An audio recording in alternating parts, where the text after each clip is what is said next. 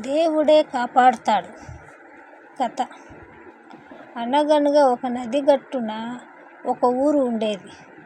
ఊళ్ళో జనాలంతా ప్రశాంతంగా కలిసికట్టుగా ఉండేవారు. ఆ ఊర్లో ఒక గుడి ఉండేది. రోజు గ్రామ ప్రజలు ఆ ఊళ్ళో పూజలు చేసేవారు. గుడిలో పూజారిని ఆదరించేవారు. అలాంటి పండంటి ఊళ్ళో ఒక సంవత్సరం ఉధృతంగా వర్షాలు పడి నది పొంగి వరదలు వచ్చాయి. ఊరంతా నీళ్లు నిండిపోవడం మొదలైంది. ఊళ్ళో ఉన్నవారంతా వరద నుంచి తప్పించుకోవడానికి తమ ఇళ్లను వదిలేసి పరాయి ప్రాంతాలకు బయలుదేరారు. అందులో ఒక పెద్ద మనిషి గుడివైపు పరిగెత్తి అందులోని పూజారి గారిని కూడా వారితో వచ్చేయమని ప్రాధేయపడ్డారు. వరద నీళ్లు ఊళ్ళోకి వచ్చేశాయి. ఇంటి గడపల దాకా నీళ్లున్నాయి. పరిస్థితి ప్రమాదకరంగా ఉంది. మేమందరం ఊరు వదిలి వెళ్ళిపోతున్నాము. మీరు కూడా మాతో వచ్చేయండి. ఆ పూజారి ప్రశాంతంగా, నా గురించి దిగులు పడకండి.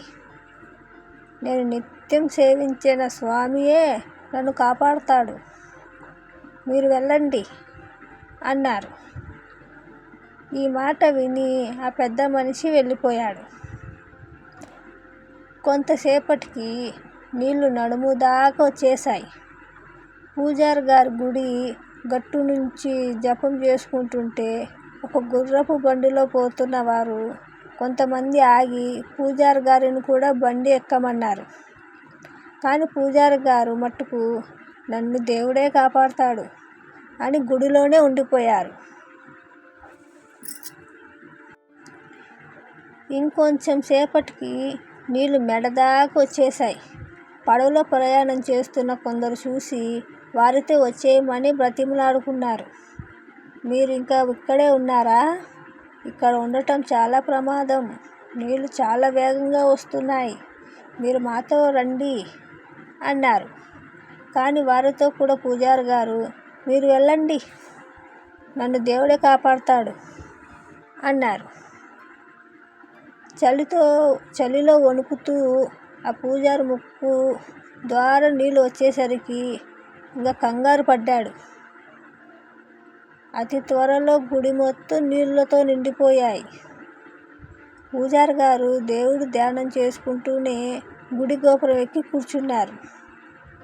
కొంతసేపటికి దిగులుగా మొదలైంది. ఎప్పటికీ వాన ఆగడం లేదు. చలిగా ఉంది. నీళ్ల ప్రవాహం ఎక్కడ ఆగేలా కనిపించడం లేదు. దేవుడా, నేను నీకు ఏమి తక్కువ చేశాను? రోజు శ్రద్ధగా పూజలు చేశాను. నిన్నే నమ్ముకున్నాను.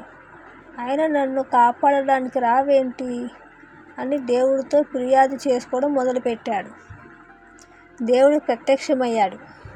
మూర్ఖుడా, నీకు మనిషిని పంపించాను, బండిని పంపించాను, పడవను పంపించాను. నువ్వేం రాకుండా ఇక్కడే తిష్ట వేశావు. నువ్వు నన్ను గుర్తుపట్టకపోతే అది నా తప్ప అని మందలించి మాయమైపోయాడు. పూజారికి వెంటనే జ్ఞానోదయం అయింది. చేసిన పొరపాటు గ్రహించి క్షమాపణ కోరాడు. కొంతసేపటికి మరో పడవలో కొంతమంది కనిపించారు. పూజారి గారు, మీరు ఇంకా ఇక్కడే ఉన్నారని తెలిసింది. మాతో రండి, ఇక్కడ ఉండడం మంచిది కాదు అన్నారు. పూజారి గారు మరో మాట మాట్లాడకుండా పడవ ఎక్కి ప్రాణాలు కాపాడుకున్నారు.